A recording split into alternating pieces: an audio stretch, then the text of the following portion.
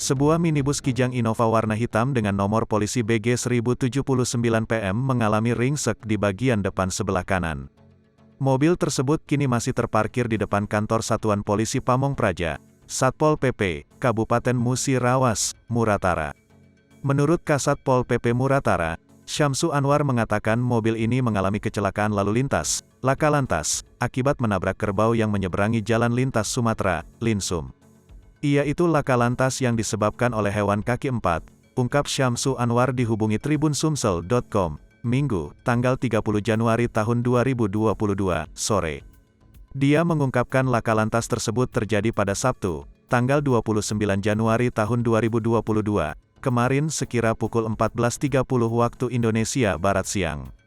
Lokasi kejadiannya tak jauh dari kantor Samsat Muratara di Linsum Kelurahan Muara Rupit, Kecamatan Rupit.